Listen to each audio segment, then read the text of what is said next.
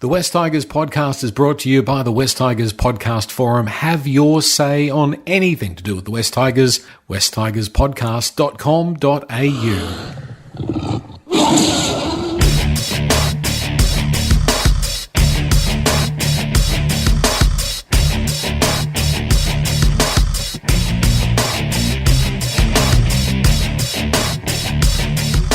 It's the West Tigers podcast for episode number 346. Unfortunately, a bit of a run of outs. 4 losses in a row now for the West Tigers. The latest, a 42-28 loss to the South Sydney Rabbitohs in Gosford. One-word submissions from the West Tigers podcast forum. Again, another very healthy batch. Thank you to everybody that took the time. Logan R21, the one word for the South Sydney game, cooked. Saying it was the dumbest team in history. But for Logan R21, that comment did come through before the end of the game, but still apt and still a good description. Tristo's one word was stupid. Mike's one word was ruefulness. That's an interesting one. We've never come across ruefulness, so thank you, Mike. Good one.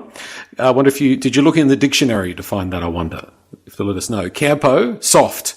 Soft tries, soft penalties, soft everything. Snakes, one word was cattle. We need some more. Peter A. actually had 2 words. Tease. They tease me to believe we can compete in 2025. And then dismantle was the second one-word submission from Peter A. One play can dismantle any thoughts of us moving forward. NatMax78, self-inflicted. We beat ourselves. The last Ronan's one word was inexperience. We're lacking the right leaders to control things in key moments. Avo's one word was wise. This is such an Avo submission. I was wise not to watch it. Mac Tiger, unchanged. Some dumb stuff plus some new dumb stuff. Tiger 5150. Whitney Houston. Now there's some context there with that one word. I believe the children are our future was what Tiger 5150 was referencing, although I was thinking more about sexual chocolate from Coming to America with the I believe the children are the future, that version. Rach 09, winnable. We still have won. We should have won, but we lack footy IQ and leadership. Tigersman, ball security. We needed to take better options. Easty Magpie. Not an official submission, but just from his comments after the game, mixed bag. Chook's one word was suicide. Suicide bomber. We killed ourselves. We blew ourselves up. Tiger Ton, encouraging, good signs and attack. Good years are ahead. And Tiger Lily, take your pick. Self-sabotage, self-destructing, self-defeating, self-destroying. Gary Watson, hello to you. If you didn't watch the game, if you didn't know what we were talking about and you heard those one words, you wouldn't know exactly how the West Tigers went. And I'm kind of a little bit like that. It's that mixed bag is a good one. That's what it feels like to me. What's your one word? For me, I've got a couple of mine. It's probably 3 words, and it's youth and experience. And for me, I thought our best players were our young players again yesterday. I thought they went out there and for doing away with the last 20 minutes for that game, I thought across the field, our young guys played really, really strongly up until that final 20 minutes when Luke kind of made a few mistakes. But our experienced players really let us down once again. And it's not the first time this season. I think across the board this season, our young guys have been doing a really, really good job. And time again, they've been let down by the experienced players and the so-called leaders of our club.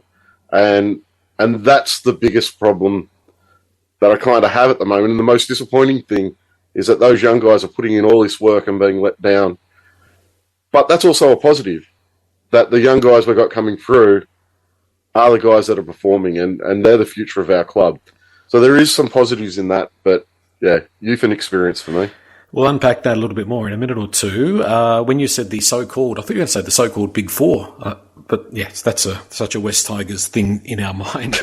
Also joining us tonight is Nick Hayes. How are you, Nick? First time that you and I have interacted on the podcast. Welcome. What's your one word?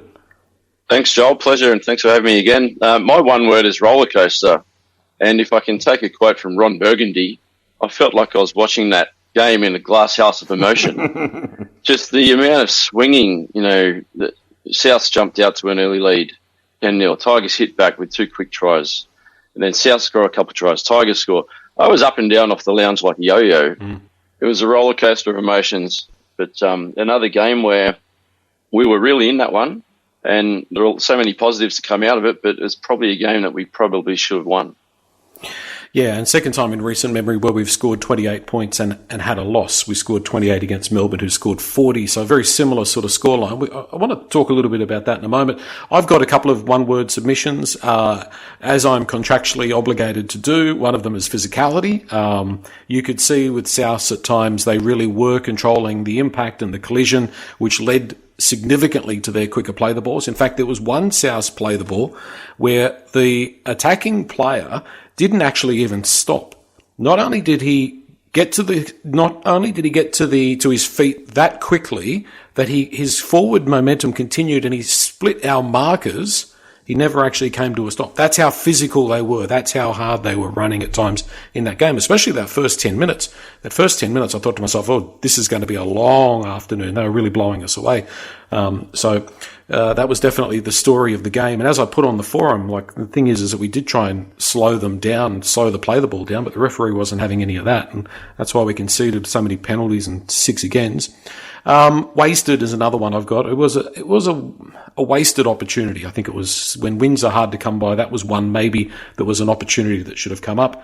And one more, Gary, and then I'll chuck to you. 5. I've got 5, and it's a little bit cryptic, but that 5 stands for the 5 teenagers that we had in the team, which is a pretty significant number and something that needs to be taken into account. Ironically, probably at least, Luke had a bit of an unhappy game later in the game, but the 4 others probably were best on field just about, Gary.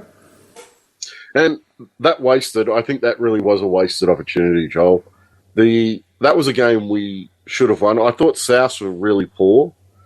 Like, I know they scored 42 points, and you'd think, well, maybe they weren't that poor, but at times their attack was really pedestrian, and it was really disappointing that we let that game get away from us in the end, because I 100% believe that's a game we should have walked away with a win. And it would have been our 5th win for the year, and it's been 2 seasons in a row where we've only won 4. A 5th win would have been nice. Nico, I just want to reference Rachel 9's post, which I think is she put it really succinctly there, saying we lack footy IQ and we lack leadership. And what I take from that is when I look at that game and you look at the players that South had that won them the game are the guys that have been there and done that. It was Cody Walker, it was Alex Johnston, it was their more experienced players that stood up. We just didn't have that. We lack that ability to be able to come together and finish the plan, finish the job. I was thinking the same thing when I was watching. I rewatched the game this afternoon just to get it a little bit more.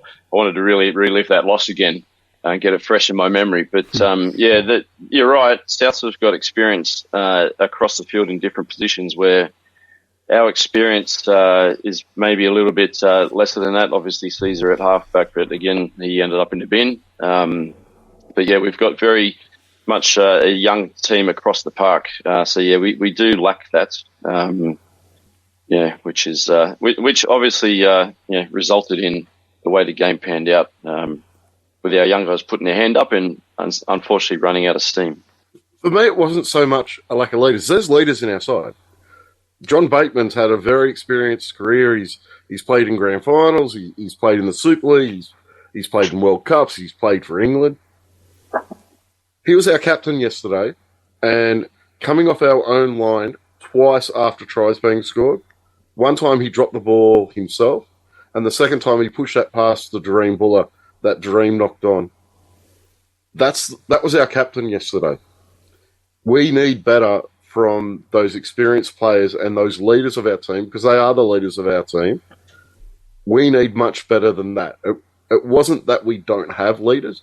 It's that the way they're leading. First off, they're not playing well enough to be in the side. Those 2 errors, that's the difference in the game right there. After you score a try, the most important thing you have to do off the next set is complete that set. It's not about scoring off the next set. It's getting through that set, getting back into the game, getting back into the grind of the game. And I know Dream and Luke made errors later in the game in similar situations, but they're young. There was two terrible errors from a leader coming off our own line. What frustrates me, Gary, is Bateman seems to do it regularly. It's almost every game. He's making these costly mistakes, undisciplined errors, which result in momentum swinging the wrong way when we need to be getting up the other end of the field. And you're right, they came off either kick returns or first set back after a try. You just can't do it. And you're right, he's a leader.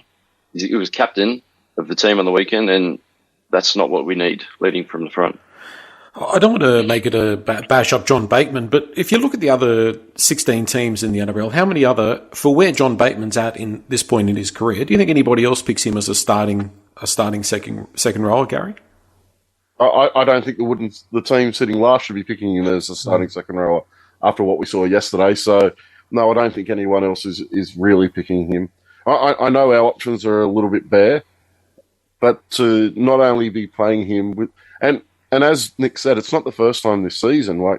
And when we need him to do that hard hit up straight into the line and bite into the line, he's crabbing across field.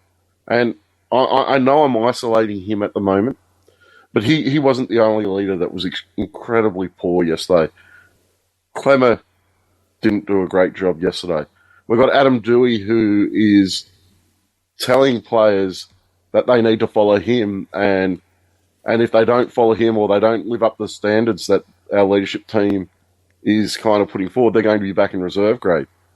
Well, every one of our leaders from yesterday need to take a hard look in the mirror, and if they think they're the people to be telling people to go back to reserve grade, then they need to have that conversation with themselves, because far too many of them yesterday weren't up to the standard that we need from them.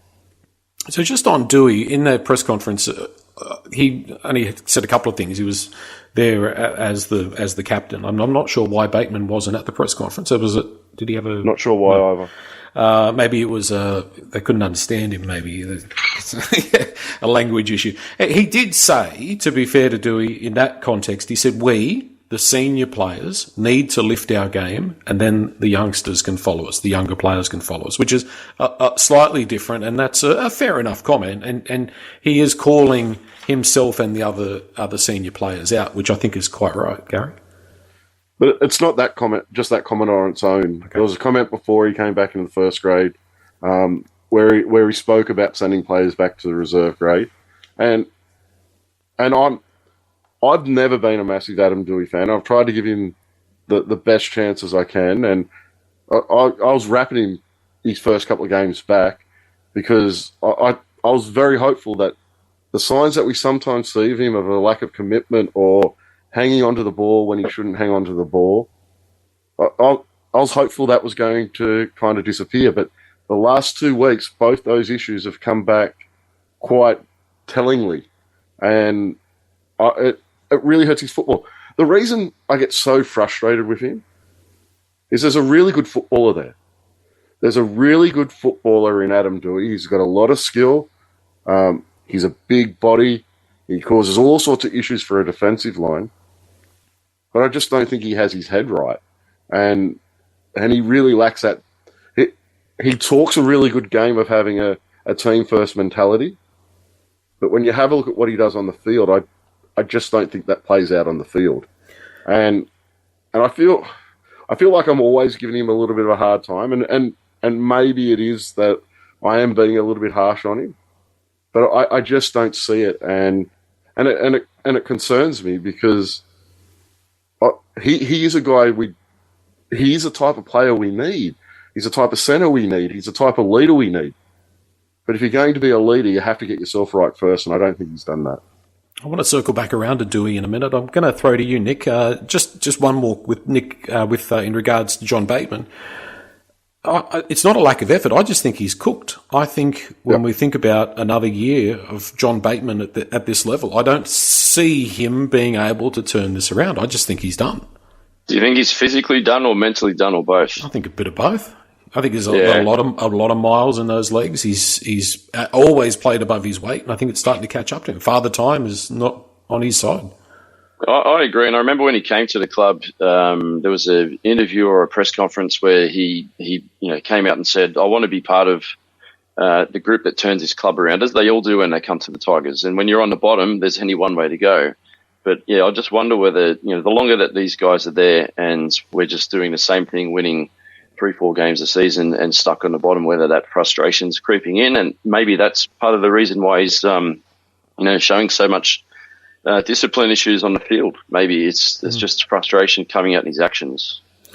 Yeah, or the games passed him by, and that's frustrating in itself. You just can't do what you could do 5 years ago. There just comes a time. Gary, just on Dewey, he was probably Lockie Galvin and TDS had great games, and we'll talk about them in a minute. But in terms of the senior players, I thought he was our best senior player in terms of he did consistently look to be a threat with the ball. Like, you've got to give him some credit for that. And this is where it gets frustrating. Like, he has that talent, has that ability there. I don't think I've ever, in all of my years of watching football, ever seen a player that's as individualistic as he is. He just is. He just doesn't. He feels like there was South, there was West Tigers, and there was Adam Dewey out there, if that makes sense. Like, he's playing his own game. He reminds me of the big 12-year-old that in under 12s football, you just give the ball to and he just runs through everyone himself. That's how he tries to play the game.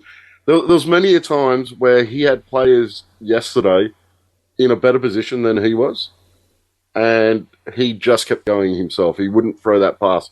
I will say the ball he threw for the Buller try, I think it was, that ball he threw to put Luke away down that wing, that was a great pass. Yep. It was a really quality centre pass. Nice quick hands, got his winger away. I thought that was fantastic. But then I think every other time he touched the ball, he got tackled with the ball. I don't remember too many more passes from him the entire game. And they're the things that I have a little bit of issue with. And yeah, he is dangerous with the ball, but when you have a player in a better position than you are, you need to give them the ball, and he doesn't do that enough. And I know I'm ranting about him just a little bit, but I'm also judging him a little bit harder because that game against Cronulla, there were just so many occasions where he just didn't put the effort in that was required. I think there was 3 or 4 line breaks that Cronulla made where they made 70, 80 metres, and the whole way Adam Dewey's jogging along behind instead of actually getting in and chasing. And even on tackles, he missed. And that's still sticking with me a little bit because it's not the first time I've seen it.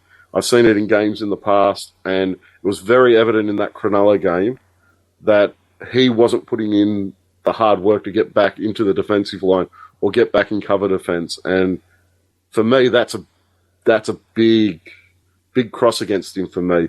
So I need to see him come out and play at a top level and not just going for those selfish plays that I think he did a little bit too much yesterday.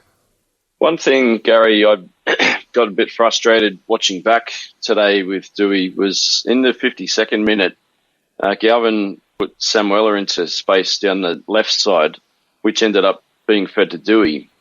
Dewey kind of ran himself almost across the sideline. Luke Laulilii should have come back inside but didn't. He kind of jammed himself and ended up running into touch. And Dewey tried to throw that flick pass back, which went to nobody, and South fell on the ball, and we lost our attacking momentum. But when I watched that back, when the ball went back after his flick pass and South fielded the ball, the camera kind of panned out a bit, and on the inside, we had Buller, Galvin, and Caesar all standing there. If Dewey had looked to his right and had a look at what his options were on both sides, could have put a kick through or tried to force a pass back to the right-hand side, and we may have scored fairly close to the post. So that's like that's a moment that could have swung our way.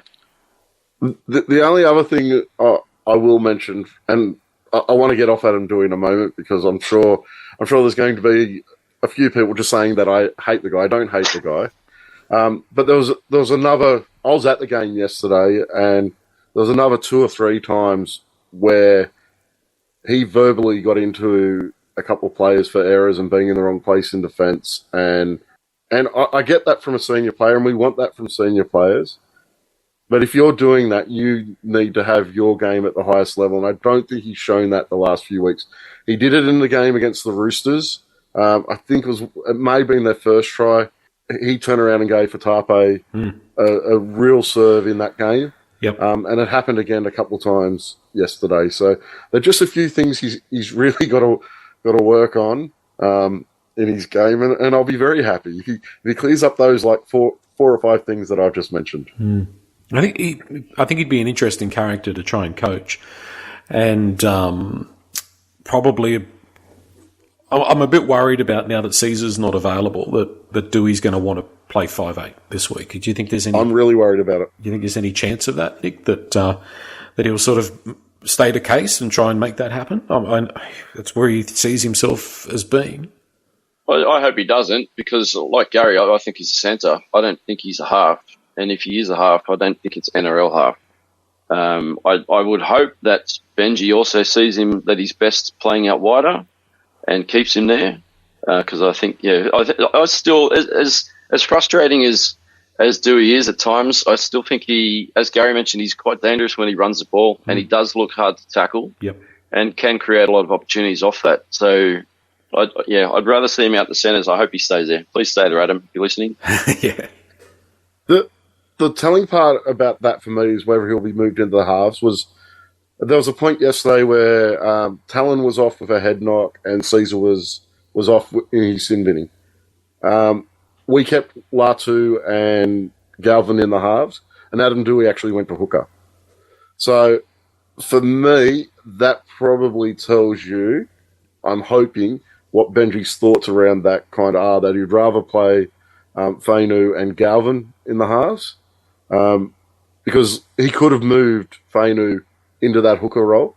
Fainu's played that hooker role for us this year, but he made the decision to keep Fainu and Galvin in the halves and put Dewey in at dummy half. So for me, that has me slightly confident that Benji will go what I think is the right way on that decision. We'll find out Tuesday afternoon, fingers crossed. It's interesting watching a team go through the last couple of years as we have, where as we all know, that winning has become an impossible feat almost.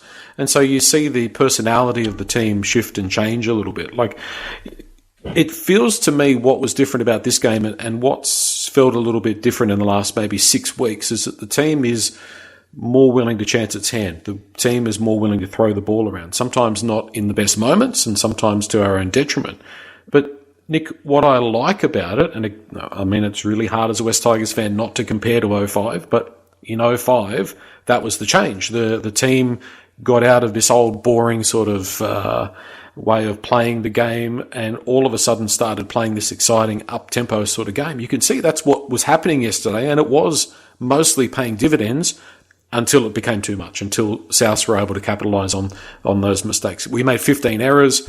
You make 15 errors, the chances are you're not going to win. But I don't know, as a West Tigers fan, that gave me some hope, gave me some heart. Yeah, same with me. And Benji actually, I think he was referring to that in his post-game press conference as well. I thought Benji, after a loss, probably looks the most positive, I suppose, or optimistic that I've seen him. He did mention, talk about the young guys and the green shoots and positives going into next year and the future as well. And you're right, it was a little bit 2005-ish with some of those breaks and runs and the backup plays and the offloads.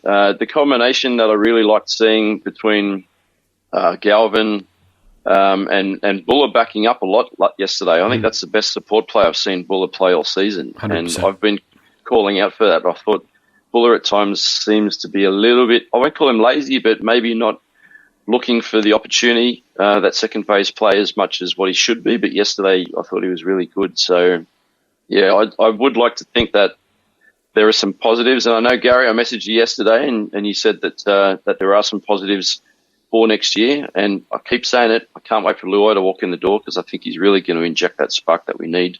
And hopefully he's that piece of the puzzle that can lift us off the bottom. For me, I think we're learning how to attack with the players we have a lot better. our most dangerous part on the field is between the two 40s.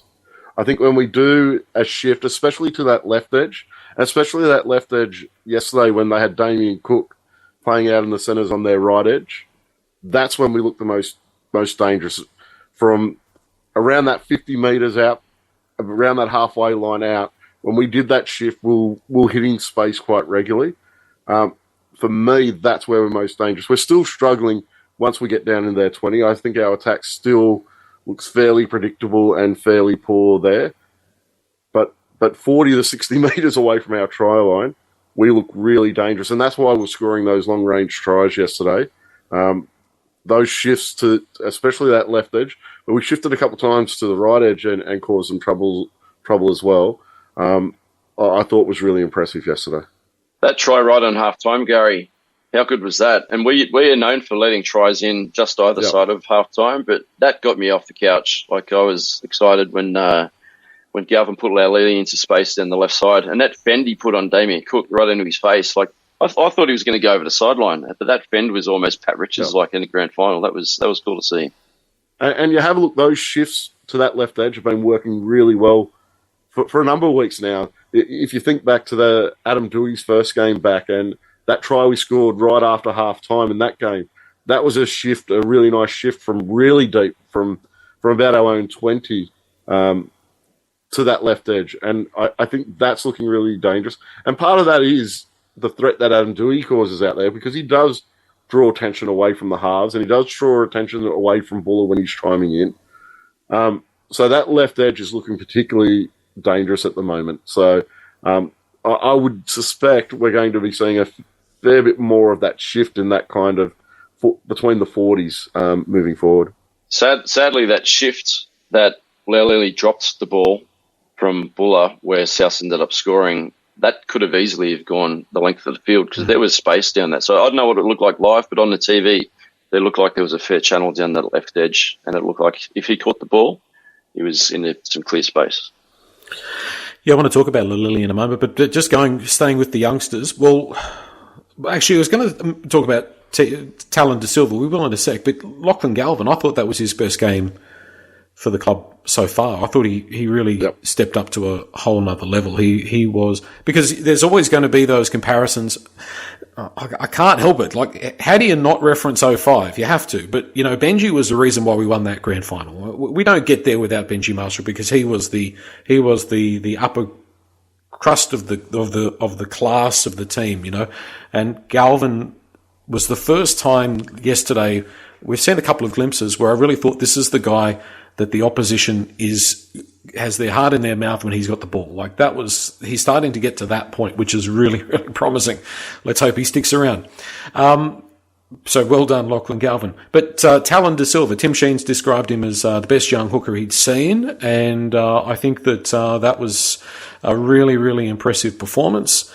And the question is, Gary, I'll ask you, and you can have your say on him as well, but we have chopped and changed with the utility on the bench all year. We've talked about Appy getting burnt out. Surely Tallyn Da Silva has to stay on that bench in the number 14 jersey when Appy's back for the rest of the year. I know that means he doesn't get a lot of game time, but the way that he played, he's got to be in first grade. Yeah, I think there's a very apt comment from Benji after the game, is that was the game Tallyn Da Silva announced himself to the NRL. And it wasn't just the try he set up for Galvin. About 5 minutes before that, he did another scoot out of dummy half that was really dangerous and could have led to points as well. I thought he was fantastic yesterday, and I'm really excited to see how it was. To go back on Galvin a little bit, Tallyn and Galvin have been linking up like they did for that try yesterday, all through the juniors, and to see it happen for the first time in the NRL, and as long as we keep Galvin at the club, hopefully that's something we're going to see for the next 10 years, is that combination really building. But how nice for a youthful combination when you start to head to that left edge, when you've got Galvin and you've got Fainu hitting holes out there as well. That's really exciting. That's a left edge and hooker combination that could last you for the next 5 to 8 years. It's just really exciting to watch that develop. How good was it, Gary, when Galvin scored his first try that try yesterday off Tallyn, and when Tallyn put him into the clear to cross the line, they almost high-fived before he'd even put the ball down. I thought that was a really great moment, and you could see the relationship that they'd obviously established in the lower grades. That was a really cool moment. And for me, the big thing that's come out of this year, you go back to the 2 games we won, the game against the Titans and then the game against the Raiders. We were bringing a lot of those guys that had come through that SG ball team. We're bringing a lot of those guys into first grade, and seeing them come up, and I know we didn't win yesterday, but seeing them to start to have success together, because all they've ever done throughout their careers, through the juniors, is have success together. So to see those couple of wins back a month ago, and to see see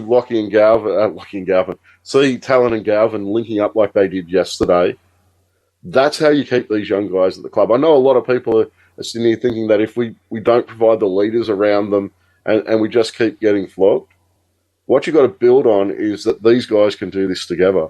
And giving them opportunities to play together, though it's really early and there's going to be some hard days, I think giving them the opportunities they're getting now is really crucial in building this side. Because we've been hearing about these guys for the past 3-4 years, that we've got this good crop of juniors coming through. And at times, I think everyone's doubted it.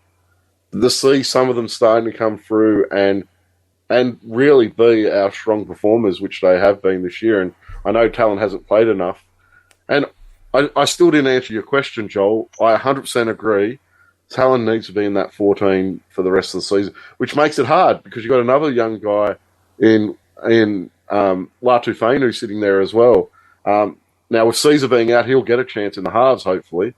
But at some point, that crunch decision's going to come. Do you play Fainu or do you play Tallyn? And that's something Benji's going to have to get right as well.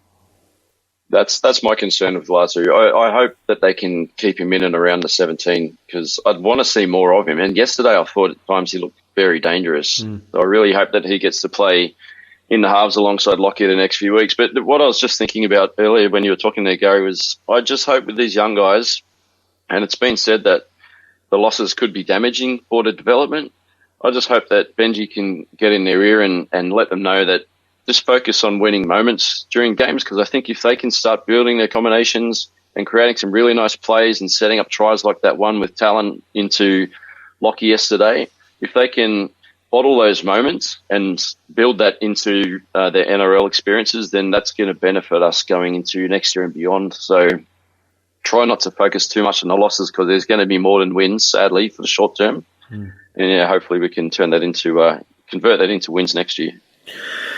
Chris Heinington in the ambush event, Gary, and on the pod that's been released, he said, just going back, you asked him about 05, he said we had some really good senior players that helped us out. Like, when you look back at that team, aside from the youngsters, there were some good players there, but there were some good consistent performers, like your Mark O'Neills and Paul Fadawira and Brett Hodgson and John Scandalis, Anthony LaFranchi, although he was still fairly inexperienced himself. But good, consistent, reliable players. Ben Galea, and that's our weakness now. Like if you could imagine if you 100%. Took those 5 South players that have been there and done it that I referenced earlier, and you mix them with our youngsters, that'd probably be a team that could win a premiership just about, It's the biggest challenge, I think, facing us over the next 6 months is trying to put some more scaffolding around these guys, some good, consistent performers.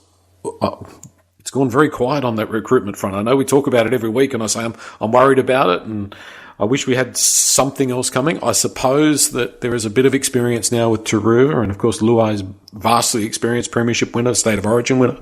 But if we're going to need to add a couple of more players that can consistently provide good output, that seems to be the glaring thing in the team at the moment. So hopefully Shane Richardson and the team are working on that because it's what we need. Just that bit of news, Aiden Caesar definitely out for at least the 2 weeks. Not sure if he's taken that plea or not. There's a couple of fake news stories around as well that always make me laugh. The latest one that popped up just before we came on to record is that Brian To'o is asking for a release from the Panthers to come and join the West Tigers. And earlier today I read that Appy Coruscant's had a falling out with someone at the club and has asked for a release. So there's lots of good fake news around. But hopefully fake. Hopefully. Well, not the To'o one. That'd be right. I'll take I'll take Toho. Yeah. Even still in his State of Origin jersey. Exactly. He'd probably turn up in it. He's probably still wearing it. Luke Laulilii. Look, young players are going to have those sort of performances sometimes. He goes at 100%. He goes fast. He's 100% effort. And sometimes when you're young and inexperienced, you're going to make those mistakes. How do you play him from here, Nick, for the rest of the year? Do you say, we've seen enough. Let's get you back to New South Wales Cup and plot away down there and see how, build some more experience there? Or do we stick with him in NRL? What do you think? I'd keep him in the team. What's happening with Tupu? Is he coming back this year or not?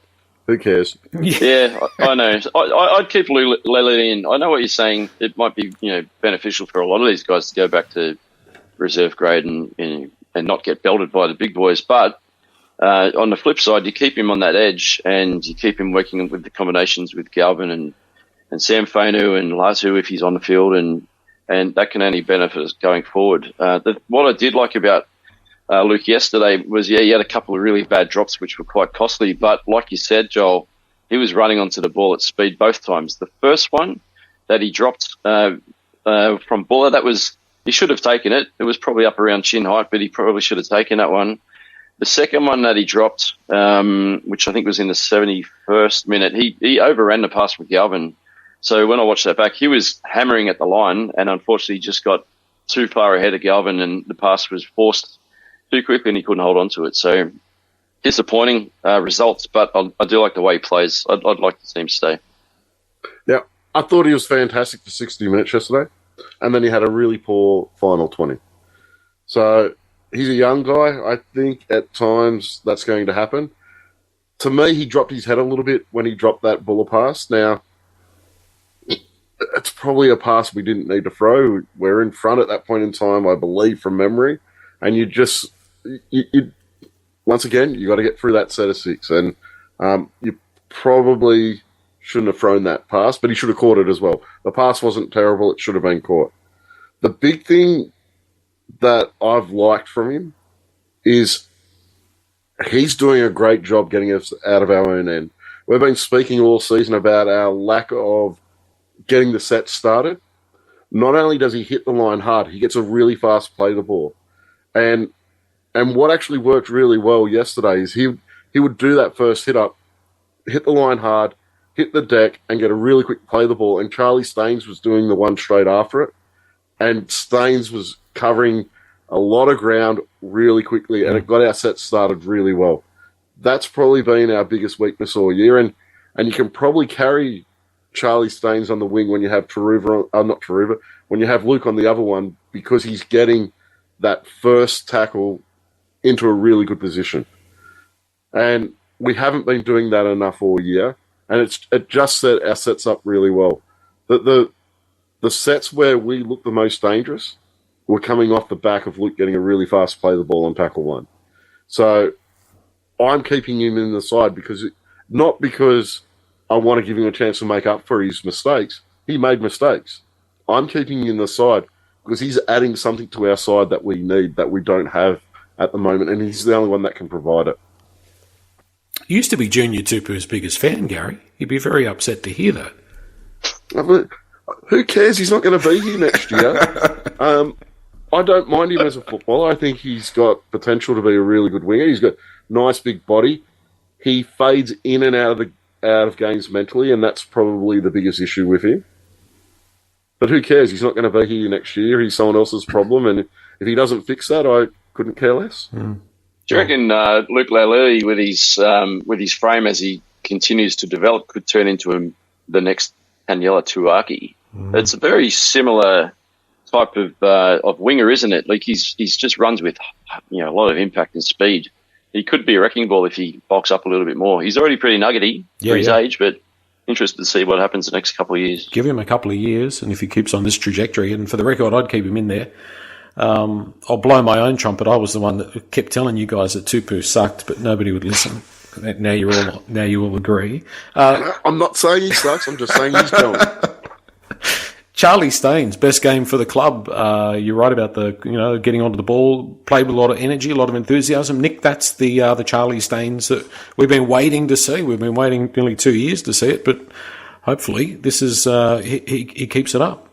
And he started getting across the try line a little bit the last few weeks too, which is great. But, I agree. Charlie was fantastic yesterday, and I have seen a bit of that the last couple of games, even 2 to 3 games. He's been putting in a lot of effort, and he's not a big fella. He's fairly slight, but he was running with a lot of intensity at the line, which I do like to see. And, the more that people like that do that, run hard at the line with aggression, then other players are going to follow. So, I actually missed Alex Seyfarth yesterday. I know he's Gary's favourite player, but he runs with intensity. I like the way he plays. I know he's a little bit, a bit Batemanish sometimes with his discipline, but I don't mind Seyfarth, and he also runs with that same intensity at the line, and you can create opportunity off the back of that, Gary. I didn't realise he didn't play. One thing I will say, going back to what we were talking about with Bateman, I don't think any other NRL team would pick Bateman as a starter, but I reckon Seyfarth would get a run in a lot of teams as a squad player. Like Matt Eisen, who's at the Panthers. He'd be picked in a lot of decent teams. Alex Seyfarth as a bench player, Gary. Yeah, I thought just before his last stint of football was actually quite good. One thing you can never fault him on is effort and intensity. I think he goes a little far with it, but when you have a vice captain or captain who also loses the plot sometimes, that's the example he's being set. So I can give him a little bit of a break on that probably. For me, he just has moments where he gets bent back too much in defence. So he'll hit the line, he'll hit it quite hard, and he gets dominated in the tackle, and it leads to a slow play the ball. That's something he really needs to work on. But yeah, he's definitely a player you need to have somewhere in your squad. Do you think Bateman might be better off on the bench to start games? Who for? One of the English Super League sides? Yeah. Yeah. Yes. For Warrington? Yeah, I love it. That's a great strategy. Yeah, the bench for Warrington would be fantastic. Good answer, Gary. Thank you. Speaking of the bench, Benji's come in for a little bit of criticism about the bench use. Clemmer only played 24 minutes. I think it was only 4 runs in that time, playing a bit of a 5'8" role. I don't know if he was injured or what was going on for Clemmer. Miller only got 13 minutes. When you're playing a physical team like that, I'm not exactly sure how that worked out, Gary, why we weren't. And I don't think we've done it all year, really properly utilised our bench to its optimum. So the last 3 or 4 weeks, since we haven't been playing Matamua, or we've been playing Matamua off the bench, Clemmer has taken on that kind of link role. Yesterday wasn't the first time he's kind of done that. For me, it's not the best use of him. Really, the thing he gives your team is consistent high meters. Now, that's starting to fall off a little bit because I think he's at the end of his career, and if you're not getting that 130 to 150 meters from him a game, then I don't think he's really offering anything else. This year, at the start of this year and the end of last year, he was regularly just punching out those regular numbers, and I think that's his role in the team. I don't see how playing him for 24 minutes and getting 4 hit-ups from him really is adding anything at the moment. So I don't think it's a good use of a selection. And then you have Jordan Miller, who barely played any minutes either. I don't know how many he played. 13 minutes. Just from watching the 1 run. Yeah. So that's not a great use of bench, and it's probably the biggest criticism I have of Benji at the moment is his team selections and his use of that bench. So with Clemmer, I remember in the preseason there was talk about trying to get or offload him. And I remember even Clemmer being asked by the press at one point, what was happening. He said, I'm not really sure, but, I'm just planning on, being here for the start of the year, etc. But I had a look. We're paying him $850 next season. And then he's got a mutual offer in 2026. Should we be looking at, again, potentially trying to swap him out for someone? And I was thinking about it today, and I know we talked about a couple of weeks ago, Gary, someone like Junior Paulo, if he's out of favour, I wouldn't mind doing a swap. I don't know if Parra would want to take David Clemmer, but I'd love to swap him for someone like that. Because imagine that extra punch in the middle. But Clemmer, to me, is a bit of a plotter. Yeah, he's making a lot of metres up the middle, but he's not hitting the line with any force anymore. He's not the player he used to be. I don't mind him as that link player. He's okay, but I agree. We're not paying him to be that link player, and he's probably not ever going to be that ideal 13 anyway, or that type of role. So, yeah, I'm not sure what your thoughts are there. I think the biggest thing that we really miss now, especially in our forward pack, is that big middle forward who can damage the line, who can then hit the ground, get a fast play the ball, and get us playing against a retreating defence. I've been on at this for the last couple of years, is we don't have that A-type predator, as Steve likes to describe them, who causes that impact to the defensive line, knocks a couple of guys out of the way, and just gives space to our halves. Gives them something to play off the back of. We don't have that, and I think you would see our attack improve massively if we had that guy. Now, Junior Paulo is a hard one because he hasn't been great at Parramatta this year, and he's at a point in his career where it's getting towards the end of it. There's also Nelson Asafa Solomona. I think he's an option as well. He does have that kind of impact. Probably a different sort of impact to Paulo. I don't think he's as much that wrecking ball, but he is a big, aggressive forward. It's something we need to work out because it's been a problem in our side. I don't remember the last really aggressive guy that we had. I guess Russell Packer at times before he came to us was that type of player, but he didn't do anything at our club. So if we get that sorted out, I think it makes a big difference. And it makes other players around them better because it just gives them more time. There's a guy on the bench for the Roosters that'd be pretty good for that role. Spencer Leniu. It'd be nice to be able to yes, please. Perfect, wouldn't he? Wrestle him. Yes, please. Yeah. Even when he was coming through at Penrith, I think we spoke about it on pods for about 6 months that he was that typical type of front row we'd love to get because he just does that for you. Do you think Fanua Polo could be the next Spencer Leniu? He's fairly similar way that he plays. Yeah, he more relies on his footwork. Yeah. He's really dangerous inside the 20. I think we look most dangerous inside our 20 when Polo takes on the line and uses that footwork. And he scored a couple of tries the last few weeks and looked dangerous again yesterday. He doesn't overly play with that impact. He uses that late footwork to make guys miss. It can have the same result, but I really want that guy with a little bit of punch who takes 3 or 4 guys to bring him down and then can get up and get a quick play the ball because the defensive line's just in disarray there.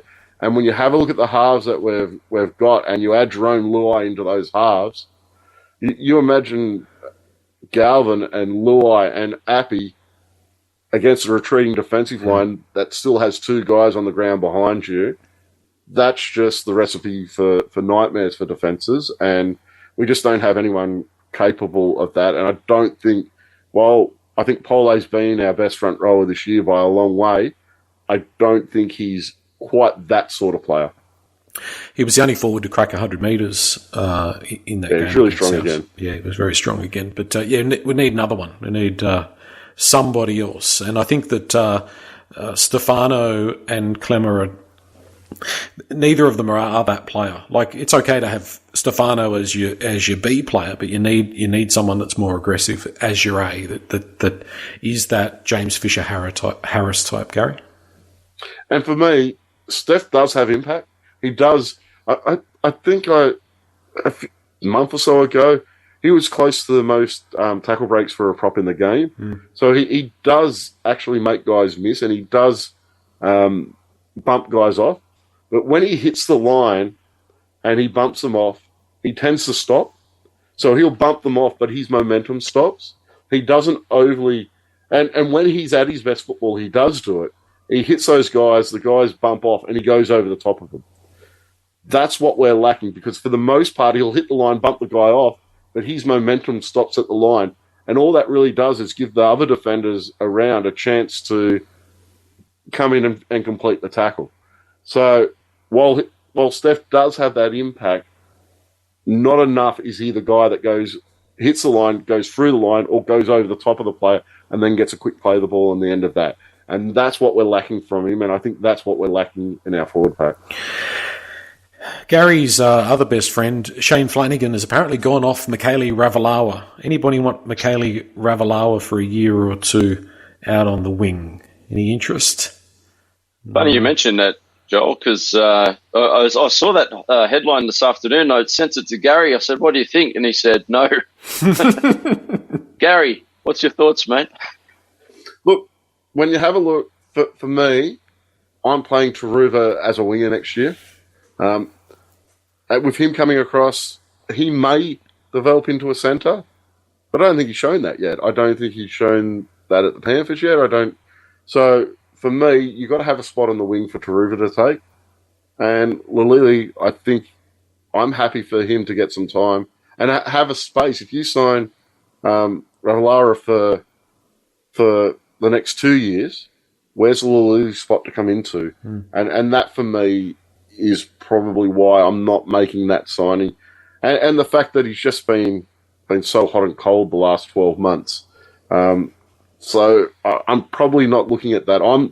If you're really confident you're going to play Taruva as a centre, because I think that's the position in the back line we're really lacking at the moment, is we really need to find a really strong centre, and we don't have that at the moment, so I'm looking there over wing. Nick, what if we were to repatriate Jaden Sullivan back to the Dragons and there was some sort of trade there? Would you do that trade? Yeah, just to move Jaden on. It'd probably be better for him too. I know he was homesick at the start of the year, and I'm not sure what he's thinking now. But actually, you know what? He did come out mid-season and say, "I'm not going anywhere. I want to make this my career here at West Tigers." So maybe he's had a change of heart and he loves the Tigers. And he's happy to play reserve grade. I don't know. The Magpies, right? The Magpies, yeah. Correct. With Ravalawa, can Taruva play in the centres, or is he a winger / fullback? He sees himself as heading for the centres. That's where he wants to play. Could we play Taruva inside Ravalawa? Yeah, it's not the worst idea I've heard on the West Tigers podcast. Well, I think it's a possibility, but Taruva hasn't proved that he's a centre yet. I remember the game we played against the Panthers out at Bathurst. He did throw a nice pass for a try, but I haven't seen enough of that from him yet to say he's going to be a walk-up start in the centres. If you end up with Taruva and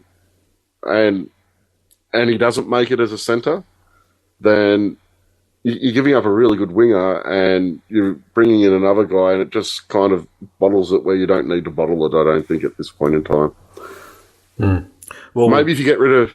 Maybe if Staines isn't here any longer, then maybe, because he's been playing reserve grade anyway, so I guess it wouldn't hurt if he kept playing reserve grade. Yeah. I'm also wondering... Sorry, I'm also wondering about the health of Justin Holland. I'm really worried about his long-term future in the NRL and with us. You know, he signed a fairly lengthy deal, and I don't know if we're going to see him the rest of this year, and I'm hoping he's going to be fully fit by next year. I think that was always a risk with that signing. Well, fingers crossed. And Brent Naden's in the shop window as well, so hopefully there's some trading going on, and behind the scenes, hopefully something that isn't just the women's NRLW jersey announcement to look forward to at some point in the future. No, it was a nice jersey, but we overhyped it a little bit. Anti-climax is the word that comes to mind. Yes, exactly. All right, guys, not any easier, the Warriors on Friday night over there, I believe, and that'll be a difficult game. If there's a team that worries me about the way that they play as compared to the way that we play, it's the Warriors, even though they've been really hot and cold, and mostly cold this year. Anyway, you guys can preview that on the midweek podcast with the resurgent Eddie Otto. Is he going to come on? He's not that engaged at the moment. So it could be me sitting here just twiddling my thumbs, and Could be. people having to listen to me talk for an hour and a half. He's self-excluded. He's taken himself. Remember, he was going to do that the whole off-season one year, and he lasted about 2 weeks. What did Eddie do yesterday? Yeah, that's... Who knows? Who knows? Eddie's a mystery. He's a mystery even to himself. Was he sitting in the corner with his vodka Red Bulls, just enjoying a movie or something? Well, he wasn't watching the game. He doesn't like Saturday afternoon games. I think there's horse races on. Yeah. Okay. And they may have got his concentration yesterday. As long as he was happy, I want Eddie to be happy. So Eddie is never happy. Come on, Eddie, smile. We'd love to see Eddie happy at some stage, yeah. All right, guys. Thank you very much. Thanks, Good on you, Joel. Thanks, mate.